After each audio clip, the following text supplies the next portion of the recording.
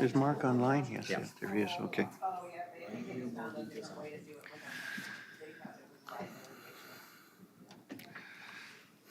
So we have a quorum. I will call the meeting of the electoral areas of Wednesday, February the 14th, 2024 to order. First item of business. Oh, wait a moment. Chair wishes to confirm, acknowledge that we're located on the traditional territory of the Choctaw people. Now, the first item of business is the adoption of the public agenda. I would like to add an item of new business to the agenda. Okay, would you like to move adoption first of all? Oh, I thought we had to change it and then adopt it. We so- should have something on the floor. We can always amend it afterwards. Okay, I would like to move adoption of the agenda. Second. Thank you. And go ahead, Director Mooney, you have two items, did you say, or one? One. One item of new business, and Director Rice has an item of new business. What was yours? Mine is called compensable meetings. Okay, and Director Rice's is a staff report on Area D's development cost charges. And I also have one on a noise bylaw. I say that annoyed. Noise bylaw. All right, so I guess it'd be in order to have a motion for adopting the agenda as amended. I'll move that the Second. agenda be adopted as amended. Seconded by Director Rice. All those in favor? That is carried. No petition delegations, adoption of previous meeting minutes. Move adoption? We have two there. I have an adjustment recommendation for the All special right, meeting of the First of all, EAs were you meeting. moving both, Director Rice, or just the one? I'll move both of them, thank you. Okay. Go ahead, Director Mooney. Oh, did we get a seconder on that? Second. Okay, go ahead. I noticed in the special meeting of the Electoral Area Services Committee, there was an item of new business titled Land Use Planning, and there may have been a typo. And I would just think that removing the words "and receive staff input" would improve the clarity, as it would then read that staff prepare a report outlining the process for directors to evaluate input received from community members regarding land use planning issues, comma, prior to decision making. It just had a "and receive staff input" in the middle, and I wasn't sure. It previously says "and receive staff input," and I wasn't sure that was necessary. Do you have a comment on that, Tom? Well, I think if the committee feels that the minutes are not quite correct, certainly there's the chance to make those corrections. All right. Maybe afterwards you could give Tom a copy of exactly what you said then. We have the. Oh, you've got it on tape here. Okay. Yeah, we have it Anything on further? recording. No. All right, I'll call the question. All those in favor? That's carried. Business arising from minutes?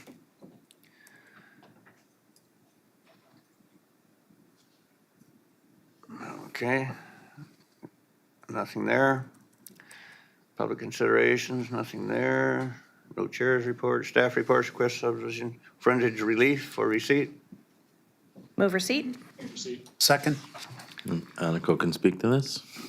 Thank you. Through the chair to the committee. The application before you is to consider a frontage relief application for a lot on Quadra Island. We have received a subdivision referral from the Ministry of Transportation and Highways for a 3-lot strata subdivision with a large residual. Each of the 3 strata lots are contemplated to be approximately 5 acres in size, or 2 hectares. Those do comply with the zoning bylaw and all other requirements of the zoning bylaw. However, strata lots 1 and 2 are unable to meet the required Local Government Act's 10% frontage for each of those parcels. They are proposing about 60 meters for Lot 1 and 63 meters for Lot 2, both of which equaling about 7.5 and 8.9% frontage respectively. As these lots do not meet the required 10%, the application is required to receive frontage relief from the SRD board prior to the application moving forward through the MODI system and having approval through the Land Titles Act or Land Title Office. The application has been reviewed by staff, and appropriate frontage is provided for each of those 3 lots, and it is supported to consider the frontage relief application through the committee. Thank you. Dr. Mooney? Thank you, Chair. Thank you, staff. Thank you, Aniko, for that report. I thought this was an interesting application because the Agricultural Land Commission approved this subdivision in 1990, 34 years ago. And this is the first Agricultural Land Commission related subdivision that I've seen here in my time. And I'm wondering if staff could explain the part about the density averaging provisions that are mentioned in the report, what exactly it means, and a little bit more detail on the restrictive covenant being placed on the title. Yeah, thank you. The density averaging as part of the subdivision is unrelated to the agricultural land reserve. Density averaging is provided where an application for subdivision through the Strata Property Act is proposed. So the Strata Property Act allows for density averaging over lots, provided that the total equal densities are equivalent to what is required through the zoning bylaw. As part of that application, to ensure that additional densities aren't provided in the future, the applicant is required to register a covenant on title restricting further subdivision. Anything further? On receipt, all those in favor? That's carried. All right, item B, do we have a motion? Dr. Mooney? I'd like to move B, that the committee recommend with reference to section 512, brackets 2 of the Local Government Act, that the board approve frontage relief for proposed strata lots 1 and 2 as shown on the plan of subdivision attached to the staff report dated February 14th, 2024. Second. Second by Director Rice. Discussion? All those in favor? And that is unanimous. That's carried. Covenant discharge, Canish View Drive on Quadra Island for receipt. Move receipt. Second. Aniko can speak to this as well. Thank you. Through the chair to the committee, the SRD staff has received a subdivision referral from the Ministry of Transportation and Infrastructure for a subdivision at 1731 Canistry Drive, Quadra Island. Upon review of the subdivision referral, we identified that there was a covenant registered on title during the previous subdivision, which would restrict further densification of the overall remainder of the previous subdivision plan, given that density averaging occurred over the previous subdivision. Although the application would technically comply with zoning regulations and minimum lot sizes, because the density has been already used through the previous subdivision, the application is unable to move forward unless the SRD board gives consideration to the discharge of that covenant, then releasing the density that is remaining.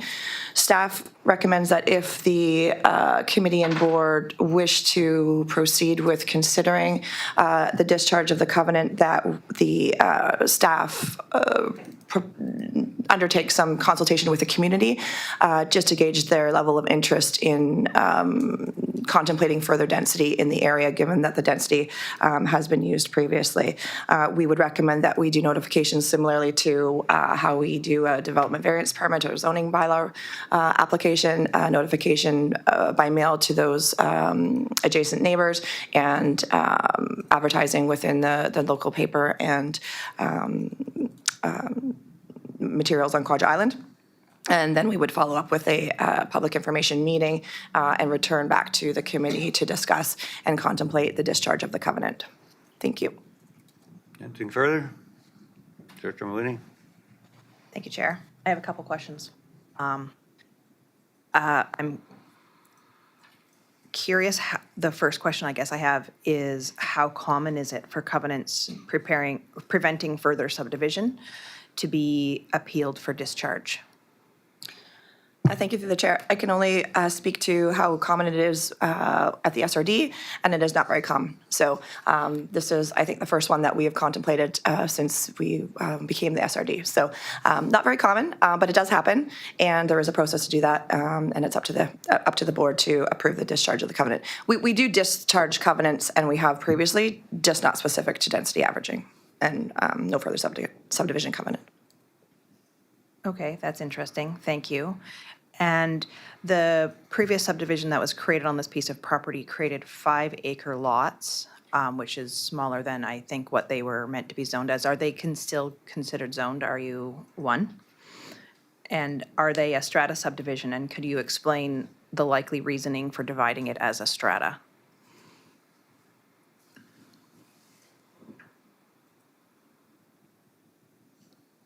I can't speak to the reasoning. Fair. But again, if density averaging was contemplated as part of the previous subdivision, that would be the mechanism to do that is through the Strata Property Act, because it provides for that authority. We do not have that authority through the zoning bylaw. So that would be why you would see certain subdivisions go through with the Strata Property Act, because it allows for those variances in subdivision size. I can't remember the rest of your question. Oh, yeah, well, it was just that are they still zoned RU1 that is meant to have a 10-acre minimum? Yeah, the zoning is over the entire property. Okay. My next question is that the staff report indicates that you've received an application to subdivide, and do you know the size of the lots being contemplated in the further subdivision?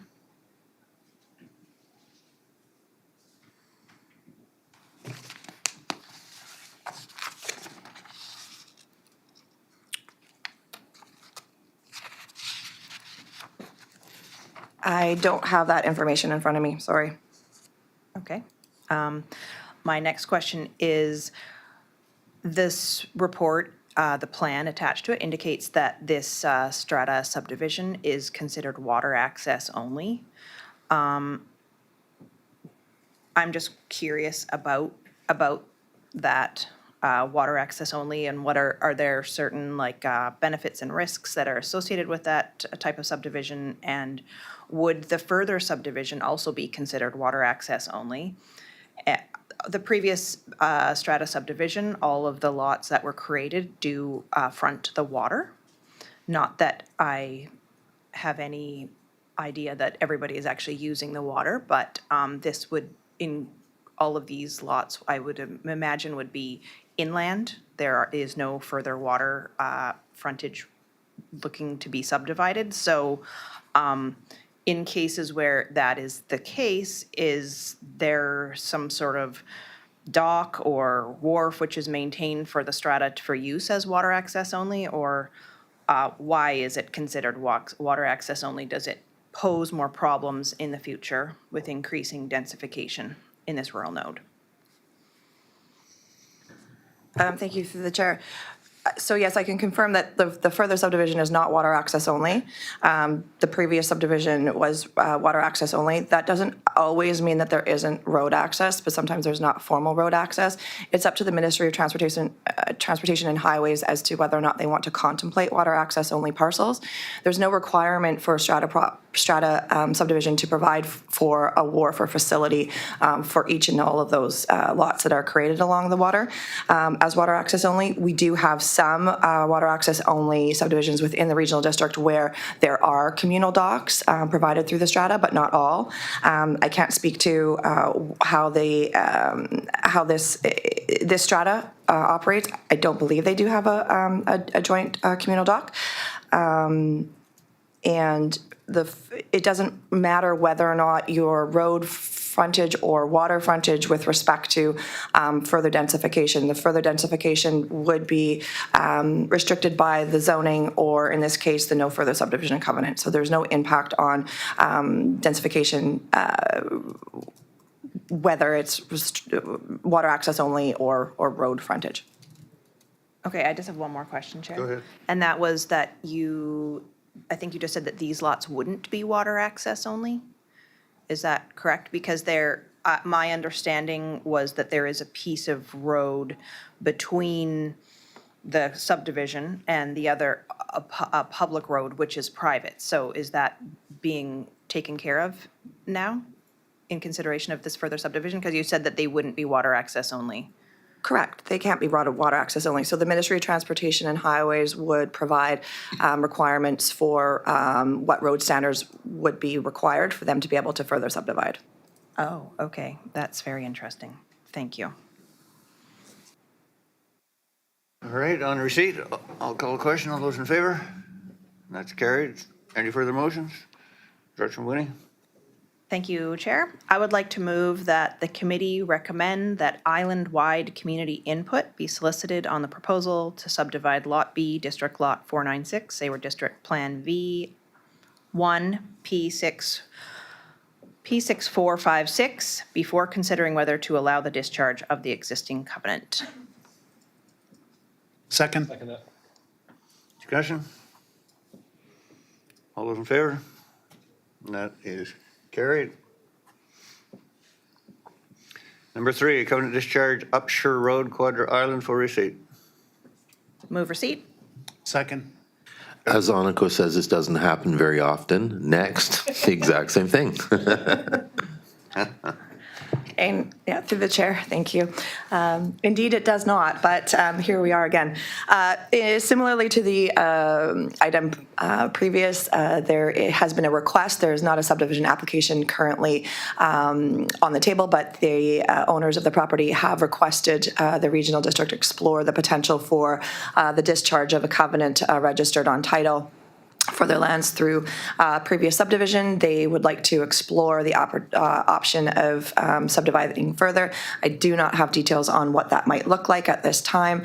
However, as stated in the previous application, we would suggest that it be appropriate, if we do want to explore this further, that public consultation occur with notification in a public meeting prior to returning back to the committee for further consideration. Thank you. Anything further? Director Winnie? Thank you, Chair. I think this Upshur Road application is super interesting and timely because I have had inquiries from at least a couple Copper Bluffs residents asking about the public road, which is a Mosaic Forest Service road of some type, asking how the regional district could support their road becoming a public road, which could then be applicable to having snow plowing and road maintenance. So again, this application that's here, this Upshur Road consideration for the covenant discharge, this is also considered water access only, according to the plan. So is it the same answer as the previous one where they would not be water access only? And would that entail consultation with Ministry of Transportation and Mosaic on the road that is currently linking the residents in the Copper Bluffs area to the rest of the road network? Thank you through the chair. Likely not water access only. However, I can't speak to what those discussions would be at the Ministry of Transportation and Highways. Certainly, planning staff would recommend road access, a formal road access, and appropriate road access to each of the parcels that would be contemplated. However, at the end of the day, it is the approving officer's authority as to whether or not they contemplate road upgrades. I would imagine in this case, because that private road does serve lands beyond, that would be a requirement of subdivision, but I can't ensure that. I wonder if I just might ask a question there, Aniko. Who owns the property that Mosaic's Forest Service Road is on? Is it Mosaic's private property? Is it ground land? What is it? I don't have that information in front of me right now, sorry. Director Winnie, anything further? I guess I'm just a little bit curious about the water access only piece, because I did speak with 2 Copper Bluffs residents over the weekend who told me that 100% of the residents there are already using the road, and there's been a lot of concerns about the quality of the road because it is a private road used for logging trucks and not necessarily for all the people that are already out there. So it does seem like one of the people that talked to me told me that there may be different levels of logging roads and maybe like resource tenure versus other language. And their concern was that if Mosaic chose to no longer need that road, that they could actually, or would probably pull out bridges and keep those properties actually as water access only. So I do have a concern with expanding the rural folks living in that area and densifying it further if that in fact could happen in the future. So I think that hopefully if we do have a public meeting, then staff would be able to explain to the folks that come out how that road will be handled or communication with Mosaic on that. Thank you, through the chair. Just to clarify, if the Ministry of Transportation is going to contemplate a future subdivision here, they would have to have formal road access in some way, shape, or form. So there would be something we could have further discussions with Modi prior to going out for consultation, just to see if we can get further information on what that might look like and how that might unfold. All right, call the question on receipt. All those in favor? That's carried. Anything further? Director Maloney? I'll move that as, oh, hang on. Gosh, that was the wrong. I was going to ask for a motion on a staff report on outlining water access only constraints and opportunities, including options for redesignating private roads, providing access to residential nodes. But maybe I don't need to if that's already, you're saying that that's already going to be included in the contemplation of this application. So then I just need to go over to the proper report. Oh, failed to load. Okay, well, there is a motion that I would like to move, but I can't find it. B with island wide, No, that's not the one. the one in the report. The one in the report. Option B. I know, I just don't have the report open, sorry. I'll move it for you. Okay, amazing. She wanted to add. I just wanted to add the words island-wide. That the committee recommend that the community input be solicited on the proposal to subdivide Lot B, District Lot 756, Savory District Plan, VIP 83671, before considering whether to allow the discharge of the existing covenant. And I think the director wanted to just put after the word that island-wide community input. Thank you. Thank you. Someone like to second it by Director Maloney? Call the question. All those in favor? And that is carried. Cortez Island Waste Collection Contract Extension for receipt. Move receipt. Second.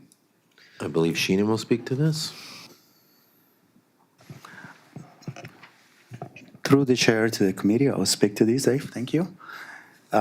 So this is a report to consider extending the contract for waste collection and recyclable materials with VEM Contracting for additional 2 years. VEM Contracting is a local contractor on the island who has provided services to the regional district for the last few years. The current contract with VEM Contracting expires in 2024. And we, back in 2021, we put a request for quotation where we ask in the terms of reference to all bidders to provide dwelling unit rates for the next 5 years. And so they're to maintain the fees that they provided back in 2021. And they have done a great job here for the regional district. They have collaborated and they have responded really well, including the latest challenges that we have with Recycle BC and the pilot project that we implemented and completed in 2023. So the request to the committee is to consider extending the contract with VEM Contracting for the next couple of years, ending in March 2026. And the chair and the corporate officers be authorized to execute the contract amendment on behalf of the regional district. I welcome your questions. Anything, anyone? Director Vinesh. Director Vinesh, just say, when you have something, just speak up because I don't always look over there and see you. Yeah. Okay. Go ahead. Thank you. And thanks for staff for that. Just wanted to, just add to that the VEM's done an excellent job on Cortez. The feedback I've received through constituents is that This is one of the most affordable refuse pickup services in the district and certainly in other places as well. So extremely good economics here, and the service has been fantastic. So I'll be recommending an extension to the contract. Thank you. All right, call a question on receipt. All those in favor? And that is carried. And the recommendation. I'd like to move option B, that the committee recommend that the contract for the Cortez Island Refuse Collection Service with VEM Contracting be extended for an additional 2-year term, and that the chair and corporate officer be authorized to execute the contract amendment on behalf of the regional district. Second. Second by Director Rice. Discussion. All those in favor? And that is carried. Number 5, Sayward Valley Collection Contract Extension for receipt. Move receipt. Second. Thank you. Area A's in favor of this, by the way. Any other discussion? Seeing none, I'll call a question on receipt. All in favor? That's carried. And then if someone could move item B, please. I'll move option B, that the committee recommend the contract of the Sayward Valley Refuse Collection Service with Waste Management of Canada Corporation be extended for an additional 2-year term, and that a contract amendment be prepared for the board's review. Second. Thank you. Discussion? Seeing none, all those in favor? That is carried. Number 6, Manson's Hall Heat Pump Funding for receipt. Move receipt. Second. Discussion? I just want to say I do have an amendment to the recommended motion when it's appropriate. All right, on receipt then, all those in favor?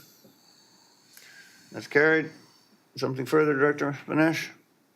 Yeah, I just wanted to make it really clear that the potential capital funding that we're hoping to open to the community halls is not going to come through tax requisition from Cortez Islanders. It's really sort of opening the door to potential sources of funding and at various levels of government. So I'd like to move option B with an amendment that the committee recommend amendments to bylaw number 341 be presented that would permit capital funding for community halls from funding sources other than Area B tax requisition be prepared for further consideration.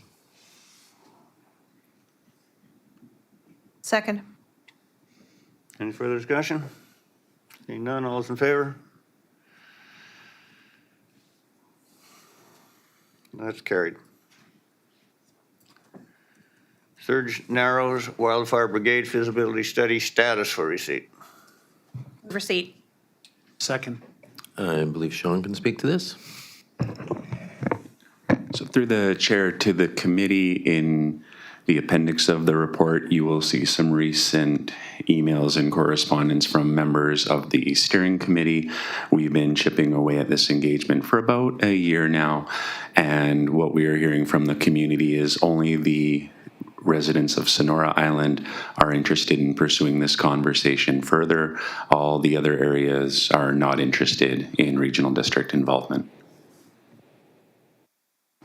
Any discussion? Dr. Whitting? Thank you, Chair. And through the chair to John. I'm not sure if you can help me with this, but I'm going to ask just in case. I did notice in the correspondence that it mentions that the age of the islanders is a barrier. Are there particular requirements for an SRD-supported fire brigade which would be a challenge for people of older years? No? Okay.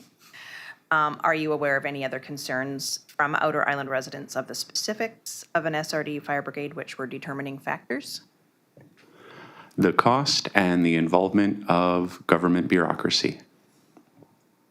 Okay, fair. And then my last question would be that one of the letters that was included in this report suggested that the Reed Island folks may want to revisit an SRD brigade next fall. I think that maybe means this fall. Do you have any thoughts on the rationale of this? And are you comfortable with putting that piece on pause in case they do care to reinvestigate at a later date? If it is the will of the committee and the board, we can reinvestigate at any time. So yes, absolutely. And I believe they just want to try and go it on their own, see where that gets them, and touch base in the fall. Okay, thank you for explaining that. Thanks. Appreciate that. Anything further? Seeing none, all those in favor of receipt? That is carried. And we will move along to number 8, Community Resiliency Investment Grant Wood Chipping Program for receipt. Seat? Second. Second. Discussion? So before he passes to Sean, I'm just going to have a little quick editorial on why this is funny. We've had more wood chipping reports to the east probably than many other regional districts. And part of the reason is it's a huge demand and which makes people happy and then makes them upset. What makes them upset is, restrictions on the program, and that's basically tied to funding. It's massively popular, which is, it's great, but kind of oversubscribed. So we just wanted to come back to the committee and say, hey, look, we don't have any funding for the oversubscription that people would like. So either we create rules within there, and then we can lean on that when folks say, why not me, why not this? We've established some financial or some constraints to limit the financial risk to it, and or we find a spot to accommodate the financial overruns on that. So it seems to be a hot button issue, and that's why it's before you, just to kind of give us some direction on whether you want us to implement some restraints on it to make sure we don't go over budget on this, and or find an additional source of funding. Yeah, I'll just chip in my thoughts there on this is that before we had this program, of course, people dealt with their own wood waste. When it's free, then everybody's going to jump on there. If people realize they're going to have to start paying for this by requisition, they wouldn't be quite as anxious as they may currently be. So I'm personally not in favor of requisition, but some kind of program limitations, I think, would be fine. Anybody else? Director Rice? Just a couple of comments. I was at a meeting yesterday with one of the other fire halls, and this came up. There was one of the MLAs there, and it's quite possible that the province might increase because the grants for this, because they're realizing that, with the wildfires, that this is becoming quite important to the fire departments to make sure that areas are fire safe, smart, and all of that. So I understand that we have to be able to control costs, but I think that we have to be prepared to extend the program, and what does that look like? So I'm quite open to that, and I think that we should be open-minded to extending the program and see what it is going to cost. Thank you. Anything else? Director Mawini? Yeah, Or Director Vanesh? Yeah, I've got a question. I think this is a great program. Obviously, people love it, and connecting to the Fire Smart activities for our electoral areas, I think it makes a lot of sense. I'm wondering, just a question to staff, if it's possible to do some sort of fee-for-service where people sign up for it and pay a fraction of the cost. That would, help extend the what can be done through the grant, allow people to contribute to the cost but not have to pay the full amount. Is that an option? You bet, it's always an option. It's called the service, though. We have to have the ability to requisition and have something in there. So yes, it's an option. And or that's kind of why we also put the EA function in there. That's already a service, and if you were supporting and willing, then the cost overruns without creating a service could spill into that. So there are two options available. Tom has something. Just on a note, Director Vanesh, when you lean in, your sound is much better. I don't know how far you are from your computer. My mics are on my ears, so I'm not sure. Oh, okay, good. Anyways, the volume just got better wherever you just did. So. Okay. I just follow up on that question. Is there a way to do it outside of tax requisition? Is there a way for people to just pay for the service or contribute towards the cost without having to create a service? Is there any way to do that? So, Mr. Chairman, if I may, for any service that the regional district establishes, it can certainly include a user component, a user fee component, and that would, of course, be up to the discretion of the board when it sets up the service as to what kind of revenue streams it wants to have for the service. So, yes, it is possible, provided a service is established. Right. So you're saying we could have a service and run it at zero tax requisition and have it be paid for by user fees. Not absolutely zero, but for minimum. Yeah. Anything further? And to tag on to that, so, what we hear from residents is they want it offered predictably, every time this year, and they want to be able to keep their wood chips. We can't do either of those under a grant. You hear from our auditors during the financial planning that grants are great for one-offs. They're not great for offering something that's sustainable and predictable. So unless we can find local disposal sites on the islands that meet the Fire Smart disposal standards, that's a requirement of the grant. If this was its own service, we could chip it, give it right back to the residents. They could put it in their garden. We're not as restricted on the use of the wood chips.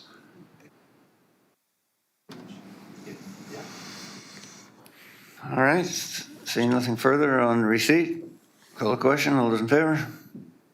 And that is carried. Dr. Mawini?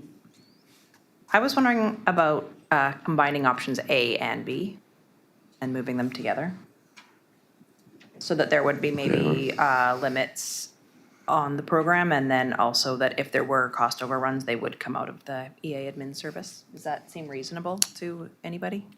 If I can make a comment here, I think if it's just a straight requisition service, even if there is cost to residents, it will continue to grow exponentially over the years. We'll end up with an enormous program. I don't think that's what we want. So I would agree with Dr. Mawini. I think the best thing would be to have some limits on this.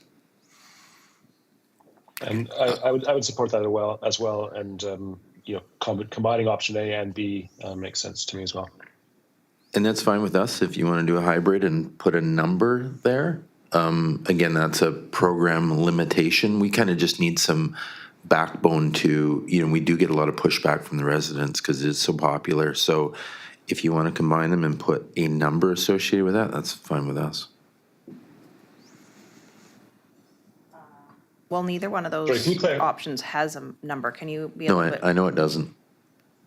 I don't know what you're thinking. Like, do you want, are you thinking that you want some limitations, but not so many limitations that the program can't go over to a certain amount, i.e. 10,000, 20,000? So I don't know what you're thinking in terms of if the program demand exceeds the funding we have, that money can come out of the EA function. And if that's what your desire is to, what kind of number do you have in mind? Is that what you're thinking? I don't have any idea. Yeah, I think my desire would be let's aim to have the costs be covered by the grant, and then if there are cost overruns, because let's say we do like a first come first serve sign up for getting your wood chipped, and then it goes a little bit over because someone has a bigger pile than others, and staff approximations weren't perfect. That we're aiming for no overruns, but if there are minimal overruns, they come out of the electoral area administration service. Put a number next to a little bit. I think I would go like staff recommendation on what they think would be appropriate based on. I have no idea what the number of overruns were in previous years and what would be a good estimation here. Sean, do you know how much the program has kind of spilled over into emergency preparedness in the past? I'll just go with some annual costs. They've gone up over the years. So we started this program in 2020 under the grant, and each electoral area has received it 3 times in that 4 years. So Cortez Island was 30 to 35K. Quadra Island was up to 80K 1 year. Area A, Area D, and keep in mind these are all the road accessible properties for the most part. We haven't done this on Walters Island. Area A and Area D, 35 to 45. Okay. So I think what they're looking for is the costs that have gone beyond the grant annually. What would you say that is if you took a guess? Yeah, it's only happened once, and it was about $30,000 Total. Yeah. Over.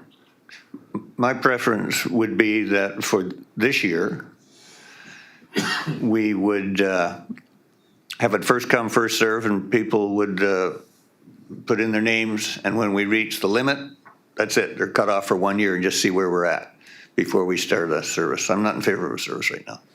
Sorry, just to clarify for Director Wally, we've done the wood chipping this year under the grant and for just Area A and Area D. So we don't have any funding for wood chipping for the rest of the year, for years forward. It's been done, but we want to get more strategic about this. We understand that it is popular. So if it's going to be offered again, we need to make sure it's a way that's cost controlled.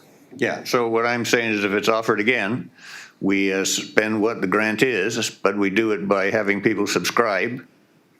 And when we have the magic number, that's it, the cutoff. So to me, that's option A, Yeah, exactly. not a hybrid. So before you have to That's agree my on something. preference. Would it make sense, sorry, may I speak for a minute? I was just curious about there's a talk of like people having to sign up, but would it make more sense from a logistical point of view if it's offered by neighborhood or zone of the community over time? Was that maybe a better way of keeping the costs under control? And especially as far as like moving vehicles around to get the various piles of wood chips? So that really ties into option A and the report that option A would bring back. Here's all the different ways that this could be done and the advantages and disadvantage of those ways. Why don't we have option A then, and we'll see what comes back, and if we don't like it, we'll do something different. That's good. I can move option A if you'd like. Yeah, I'm willing to support that too. I will move option A, that the committee recommend program limitations be implemented to ensure that the wood chipping program can be offered in a way that ensures program costs remain within the financial limits of the grant. Have a seconder? Second. All right, all those in favor? That's carried. Number 9, Community Resiliency Investment Grant Opportunity for Receipt. Move receipt. Second. Sean can speak to this. Right, so this report is requesting the blessing of the East to bring this to the board, that we submit an application for this grant again by September 2024. Currently, this grant is funding our regional wildfire risk reduction coordinator, the wood chipping this year, the nice new red steel siding on the Sayward Valley Fire Hall. And so the report in front of you is how we would recommend that we would use this grant from January 2025 to January 2027, which is continuing to fund our regional wildfire risk reduction coordinator, which we have to have in place to continue receiving the grant from UBCM, structural protection unit trailer for the Cortez Island Fire Department, Fire Smart rebates in different electoral areas, and a local Fire Smart coordinator for electoral area C and electoral area B. Anything further? Question. Yeah, I've got a question. Thank you, Chair. The local Fire Smart coordinator contact position, can you specify, is that going to be someone local in the community? So it's going to be a part-time job for someone on Cortez, a part-time job, and a part-time job for someone on Quadra that's going to be supporting these initiatives? Yeah, that would be, I think, the most beneficial and cost-effective way of doing it. It's meant to be a one-day-a-week position for public education, home assessments, and assisting the local fire departments and the neighborhood fire brigades in each area. That being said, if the average person on Cortez will do it for $30 an hour and somebody from Campbell River says they're willing to do it for $5, that's something we would have to consider. I don't see that happening. Anything further? I appreciate it. Yeah, thanks for that, Sean. Director Mawhinney? Thank you, Chair. I just have a couple of quick questions for you, Sean. One of them, the report mentions sub-regional community wildfire resilience committees. What are they, and are they already operational? Yeah, so in order to continue receiving this grant, the community has to have a community wildfire resiliency plan within the last 5 years, a regional wildfire risk reduction coordinator, and what the UBCM has termed a wildfire resiliency committee, and wherever possible, we have just tagged that onto existing committees in the area. So on Quadra Island, you already have the safety committee of the fire department, the RCMP. We just tag on a wildfire talk to that, and that's our wildfire resiliency committee. Okay, great, awesome. And I was also curious, the wildfire risk reduction coordinator position includes fire smart assessments for people's homes. Is there a cost that for those assessments, or how do residents apply for an assessment? They're free, and they can contact Bonnie, WRR@srd.ca for their free assessment. WRR? Wildfire risk reduction at srd.ca. Okay, thank you. Anyone else? On receipt, all those in favor? That's carried. Recommendation? Director Moody?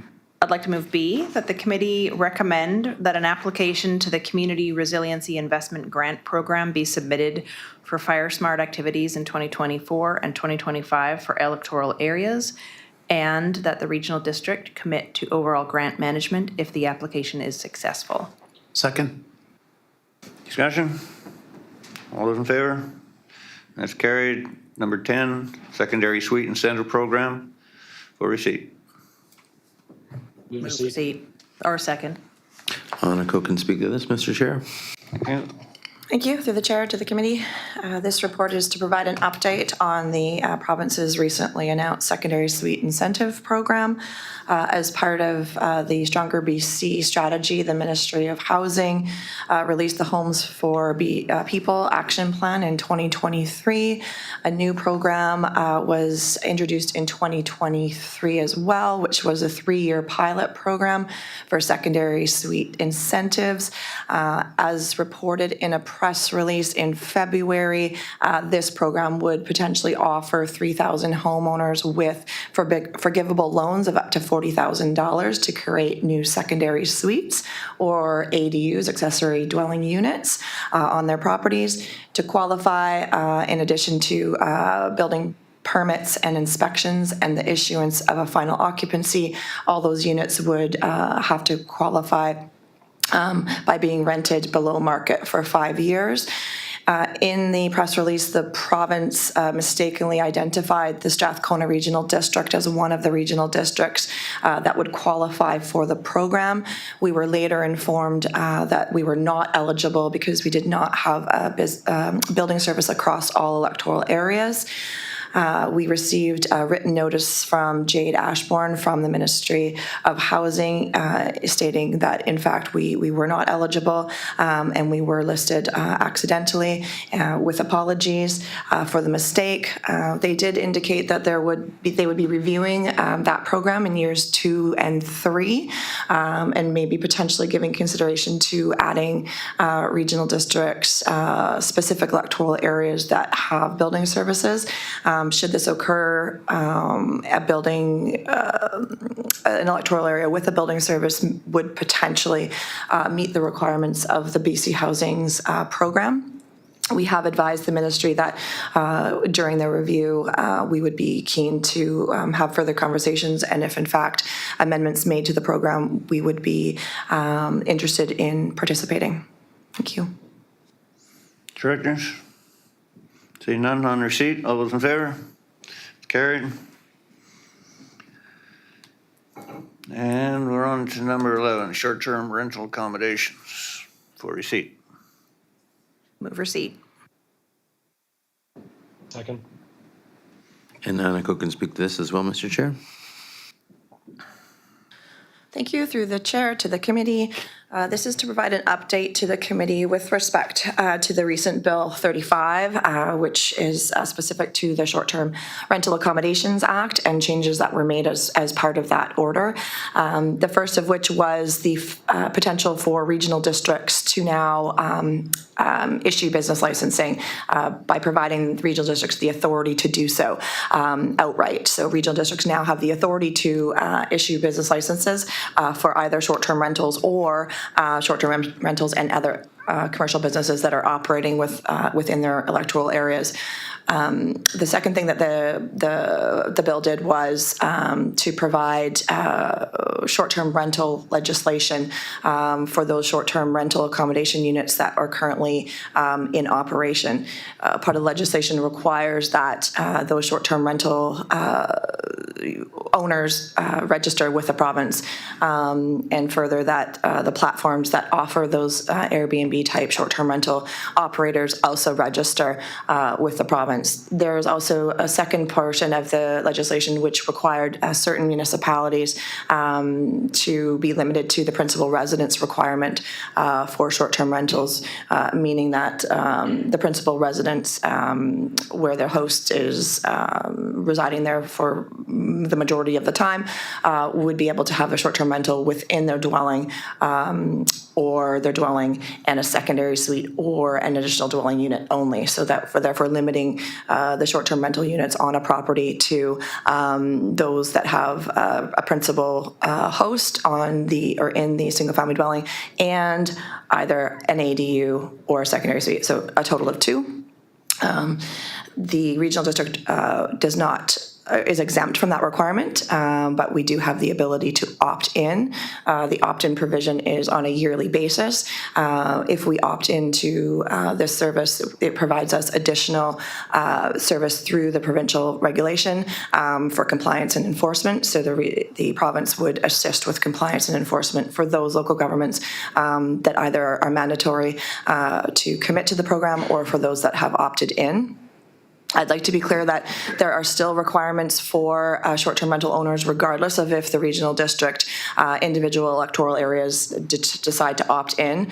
Every short-term rental owner is required to register with the province. Those platforms are required to register with the province, and any short-term rental operator that is listed on a platform must meet the requirements of the province, being that they're registered, and also any requirements of the local government within the jurisdiction they're under. So they would have to meet the zoning requirements of that local government.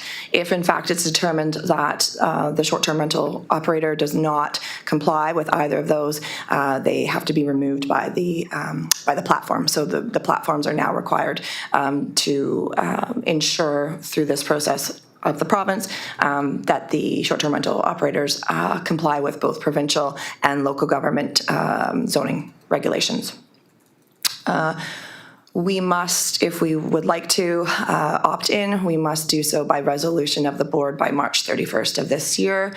Again, we have the ability to opt in each and every year or opt out. So this would come up again next year for each of the A's to give consideration to. Thank you. Thank you. Anything further? Director Winnie? Thank you, Chair, and thank you, Aniko, for all of this information. It seems like this file's just constantly providing us more information by the meeting. I think what you said is that, and I just want to clarify this because I think it's going to be really important for folks who are listening and for folks who are operating short-term rentals, at least in my area, that the province has mandated this requirement that all of the operators have to register, and that so the province is now confirming with the regional district that all operators that are on a platform are in alliance or in operating within the zoning properly. And we had a report in September that indicated to the board that within Area C, and I'm not sure within other electoral areas, but within Area C, all of currently the short-term vacation rentals are considered operating outside the bounds of the zoning bylaw and that they need to be zoned commercial. So are you saying that, previously those compliance enforcement issues have been sort of on a complaints basis? If the neighbors were upset about the way something was happening. But I think what you're saying is that that's sort of taken away from the SRD now and it's going to be mandated by the province. Is that correct? Thank you through the chair. For the most part. Okay, so yes, let's start at the beginning. There was a report provided to the committee previously to try to outline the existing short-term rental situation and how local governments are trying to address the short-term rental issue. Without having definitions in a zoning bylaw for short-term rentals, which would allow those short-term rentals to be identified and clarified within specific zones, because they are not residential in nature, unless there's language in a zoning bylaw that would give some provision to accommodating short-term rentals within residential zones. They are commercial in nature and would only be permitted in a commercial zone. So I just want to clarify that does not mean that if you were to amend your zoning bylaw, those lands would all be commercial. What I'm saying is an amendment would need to be made to the zoning bylaw to contemplate short-term rentals outside of existing commercial zones. I hope that's clear. And currently, yes, you are right. We know that there are an abundance of short-term rental operators operating within residential zones. We do only operate at this time on a complaint basis. We have done so in the past, but you are accurate in that with this new legislation, the province would be made aware of short-term rental operators that are operating outside of the zoning bylaw, and those short-term rental operators would be removed from any platform. Thank you. I have some comments, if that's all right, Chair. Yeah, Director Vanish. Thank you, staff, for the report. I just want to state that I've done a recent survey on Cortez around whether folks want to opt into this legislation. And we had 260 people answer the question. 63% of them said yes, 21% of them said no, and 16% were unsure. So pretty strong support for this. So I will certainly be advocating for Cortez to be included in this. And I really appreciate Anna's breakdown of how the legislation will work. And with just great timing for Cortez, because we're going through a zoning bylaw review process right now. And I just want to advocate for that. I do want to make provisions for short-term rentals across the island, so that they don't have to have commercial zoning, but we make those provisions in the zoning bylaw. Thank you. Anything further for receipt? Director Rice? Yeah, I just, thank you, Chair. I'm not going to support this for Area D. I don't think we need to, and I think that we'll just wait and see, and perhaps maybe next year, when it comes around again, I'll take a second look at it. Thank you. Thank you. Area A is not going to be in this as well for this year. So it's B and C if you want to make a motion to that effect after I we see. wonder, just for clarity, so if Aniko could explain, if you had short-term rentals in your electoral area and they didn't meet the zoning bylaw and you didn't opt in, what are the consequences to those? Thank you, through the chair. Regardless of whether or not an electoral area opts in, the short-term rental operators are required to register with the province and comply with local government zoning. If a short-term rental operator does not do one or the other or both, the province will be receiving lists of short-term rental operators within each electoral area or local government, and will check to ensure that they are registered with the province and that they comply with local zoning. If that does not happen, the province will require the platform or platforms, plural, to remove that short-term rental operator from the platform. What's a If you, platform? if you opt in, the province will offer further compliance and enforcement for short-term rental issues. If you opt out, they will not. Okey dokey, anything further? Director Maloney. Well, in light of this information, I think it's important for Area C to opt in. And I did have one question because it sounds as though the provincial requirement is that it's being used as a principal residence, and that is considered a residential use. And in such a case, would a short-term rental, in addition to the primary residential use, then not be considered a home-based business? Can you repeat the last part one more time, please? Okay. Yeah, just if the home is being used as a primary residence, the concern, I think, in the previous staff report was that it could not be, a short-term rental could not be considered a home-based business. However, if the home is primarily somebody's residence and there is an ancillary use of short-term rental being offered, would that not be considered a home-based business? Thank you, through the chair. No, it will not be considered a home-based business. Short-term rentals are not considered a home-based business. They are commercial in nature. That is why part of Bill 35 provides regional districts the authority to issue business licenses for short-term rentals because they are commercial in nature. So the principal use overall of the property may be residential, but there's a commercial component, but not a home-based business.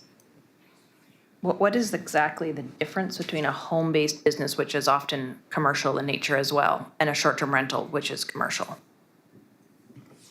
I don't have the definition in front of me, but I'll give it a stab. A home-based business is typically a craft or occupation provided by a principal resident. It is not the provision or sale of accommodation.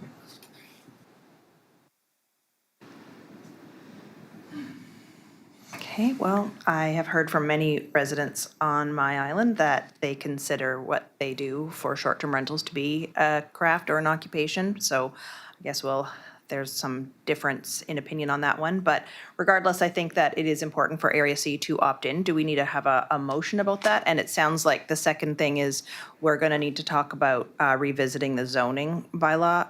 What's sort of the timeline on that one for inclusion of short-term rentals as a ancillary use? Thank you, through the chair. Yes, indeed, the board needs to provide a resolution to the province prior to March 31st of this year, so we don't have a whole lot of time. Every local government, given legislative changes with respect to housing, are required to update their zoning bylaws by June of this year to address the additional secondary suite and ADU provisions that each local government is now required to have within their zoning bylaws. So that will be done at the same time as the updates to the bylaws regarding short-term rentals prior to June. Thank you, Chair. I have a motion to make. Director Van Esch, was that you? Yeah, I have a motion to make if Just 1 second here, we're still on receipt. Did you have something further, Director Maloney? I was just curious if maybe at the next EASC meeting, we would be able to have a report on the timeline for that. It sounds like a pretty tight timeline for making zoning bylaw changes, because isn't there like public considerations and public meetings that have to happen in advance of a zoning bylaw change? Thank you, through the chair. The report that you will see will be the report that provides the requirements for the zoning bylaw amendments. These zoning bylaw amendments will not go to public hearing. They are legislated by the province. So we are mandated to include this language within the zoning bylaw. The short-term rental provisions could go to a public hearing. But again, the staff report report will be brought forward as soon as it's ready as one to be considered by the committee to move forward through that process, to either skip, to be considered first and second reading with respect to the housing issues, and then to hold a public hearing for the short-term rentals. There's not enough time to provide you a report in between that. Thank you. We good? All right, on receipt then. All those in favor? And that is carried. And Director Vinesh, you have a motion? Yeah, I just wanted to say that, I really like the provincial government's legislation where they allow electoral areas to opt in or not, and that we can be 4 electoral areas in the district and 2 of us can opt in and 2 of us don't have to opt in, but they can still support the 2 that want to opt in. So appreciate that. I'd like to move option A with a slight amendment that the committee recommend the board authorize by resolution electoral areas B and C to opt into the Short-Term Rental Accommodations Act principal residence requirement. Second. Discussion? All those in favor? And that is carried. 12, repeal electoral area A zoning bylaws for Gold River and Fair Harbor for receipt. Move receipt. Second. Discussion? I'll just say I'm in favor of this. This is well thought out. We anticipated you would. Repealing bylaws, one of your favorite things. Yeah, you bet. I love this. Okay, on receipt. All those in favor? Okay, I think Area A only has a couple of bylaws left here. We'll get them eventually. Okay, so someone move the recommendation B, please. I can move option B. Yes. That the committee recommend that bylaw number 1155, Electoral Area A, Gold River Zoning Bylaw 1990, and bylaw number 2256, Fair Harbor Zoning Bylaw 2000 be repealed. Second that. Thank you. All those in favor? And that is carried. 13, financial assistance request for electoral area D. Move receipt. A second. Discussion? Seeing none, on receipt. All those in favor? Carried. And a motion, Director Rice? I'd like to move option B, that the committee recommend that the board approve grants and aid to be paid from the electoral area D grant and aids budget as follows. $2,000 to the Ocean Grove Parent Advisory Council to assist with costs associated with educational trips, purchasing of sporting equipment and art supplies, and various small initiatives to enhance child play. Item 2, $2,000 to the Campbell River Citizens on Patrol to assist with 2024 operating costs. And item 3, $2,750 to the Campbell River Museum to assist with costs associated with 2024 public programming. Second. I'll second that. Thank you. All those in favor? And that is carried. Bylaws, bylaw 535 and 536, OCP amendment rezoning application for Shellneck for receipt. I'll move receipt. Got a second there? Second. Thank you. Discussion? All those in favor? Oh, you got discussion? Go ahead, Director Winnie. I couldn't resist. Well, this is a big proposal here, and one of the things that I'm curious about is that the report states that there's a provision of amenities in the form of a parkland and the construction of public trails. The applicant is also further willing to explore the provision of additional public amenities to support affordable housing opportunities on the island.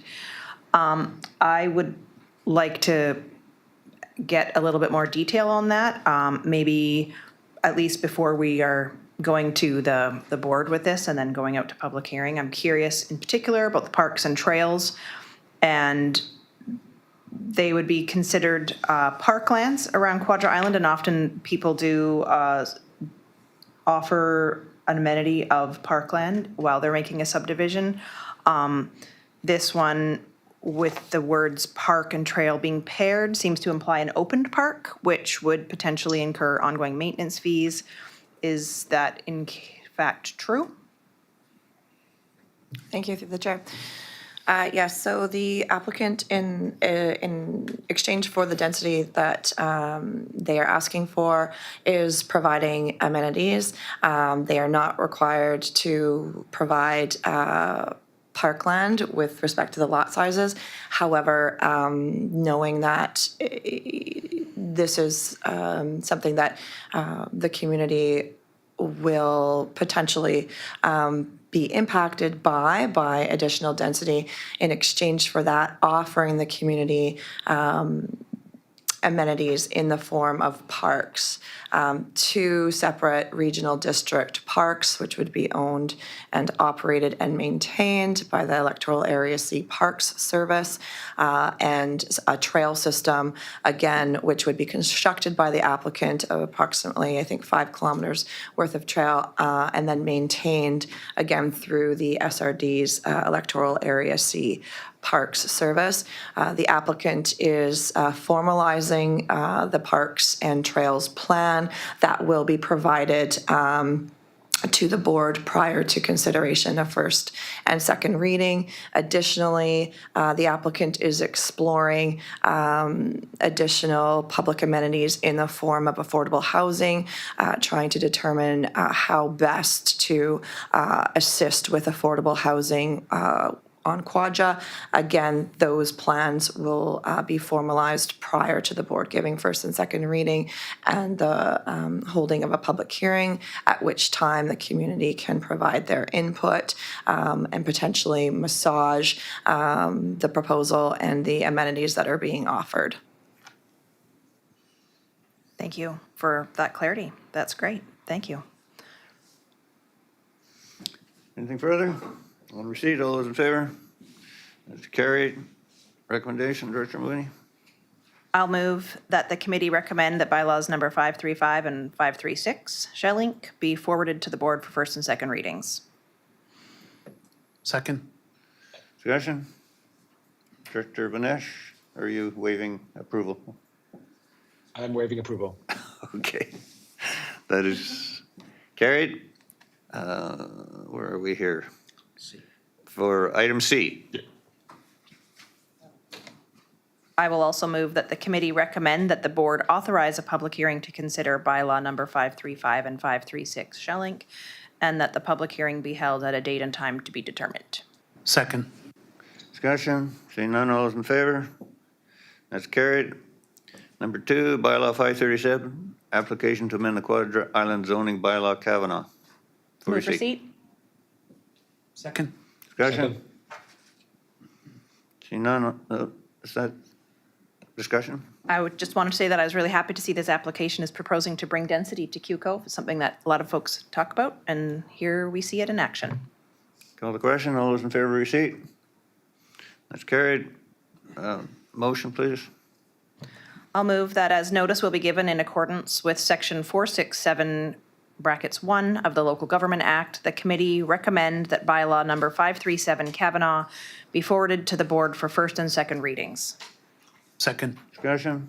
I do have an item of discussion. I believe that, I'm just curious if that will, first and second readings will be at the next February 28th board meeting, and then how will the community be notified prior to that? Because my understanding is that as soon as first reading is complete, there's no more community input. So I'm just curious the framework for that.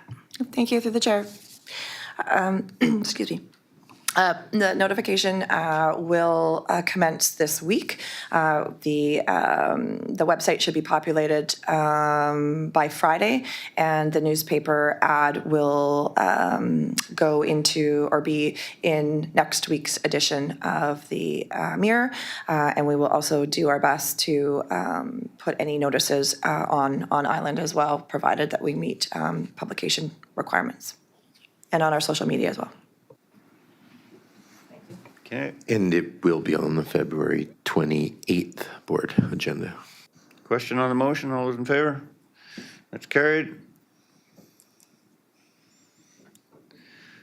Item number 3, bylaws 538, 539, OCP rezoning First Nations consultation, Larmond, for receipt. Move receipt. Second. Discussion? All those in favor of receipt? That's carried. Recommendation? Move item B, that the committee recommend the First Nations consulting process as outlined in the staff report dated February 14th, 2024, for application CPID 24RZ ID 24 Larmond be approved. Second. Discussion? All those in favor? It's carried. And another recommendation? Move C, that the committee recommend that the agency referral list as outlined in the staff report dated February 14th, 2024, for application CPID 24/X ID 24 Larmond be approved. Second. Discussion? All those in favor? That's carried. And number 4, bylaws 540, application to amend electoral area D zoning bylaw, Watkins. Move receipt. Second. Second. Discussion? All in favor of receipt? Carried. Recommendation? Move B, that as notice will be given in accordance with section 467, paragraph 1 of the Local Government Act, that the committee recommend that bylaw number 540, Watkins, be forwarded to the board for first and second reading. Second. Discussion? Seeing none, all those in favor? That is carried. All right, now we have a couple items of new business here. First one will be Director Rice's motion, please.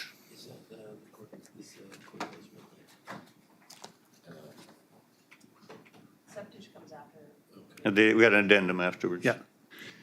So I did have oops. What I'm looking for from staff is if staff can provide a report regarding the development cost charges as it relates to Area D. I don't have a whole lot of information on this, so I'm just trying to bring myself up to speed on it. Thank you. Got a seconder, please? Second. Sure. Any discussion? Seeing none, all those in favor? That is carried. And then Director Mawini, you have an item? I do.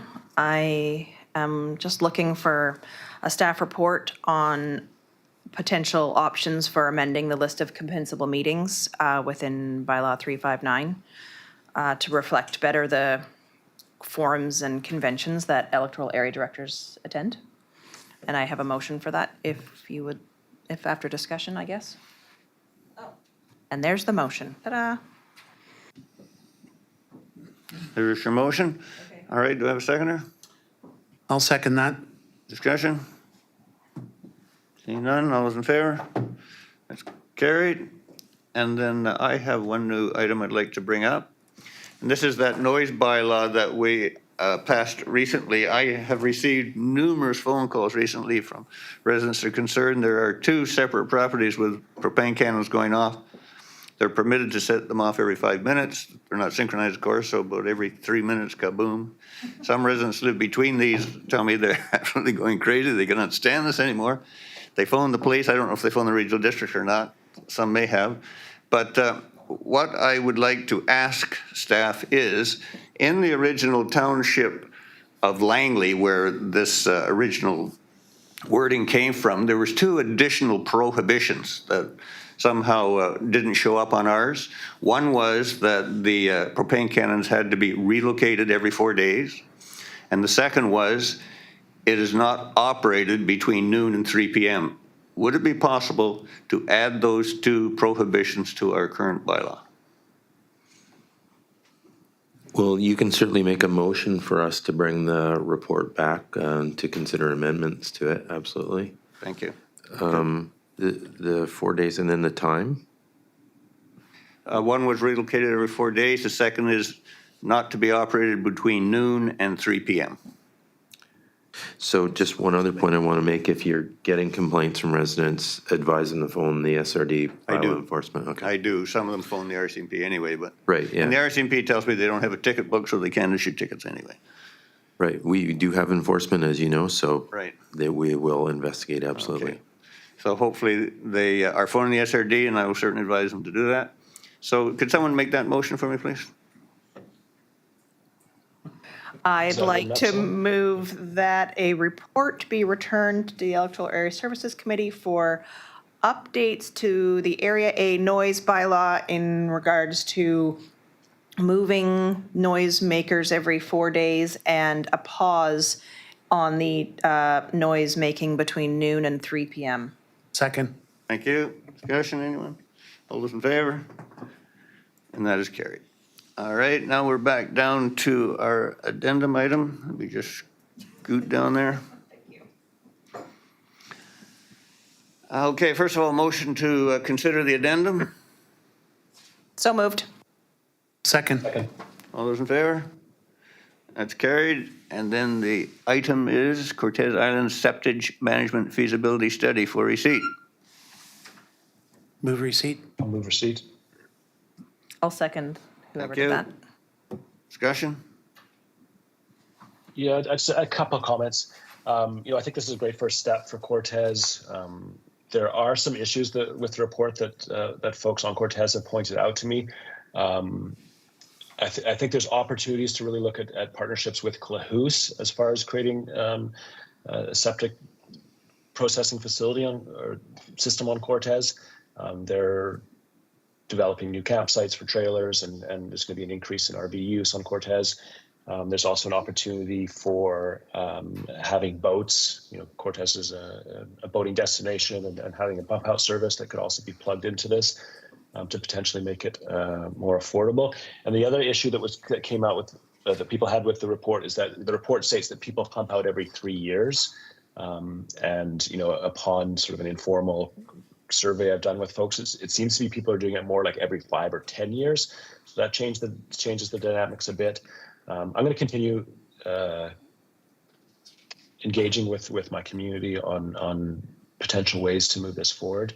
But I appreciate the first step of the report, and I will be considering what a second stage might look like. Anything further? On receipt? All those in favor? That's carried. Did you have any motions, Director of the Nation? No. Not this time, no. Thank Okay, you. thank you. Then a motion for termination. Move termination. Second. All in favor? And that is carried. Thank you, everyone.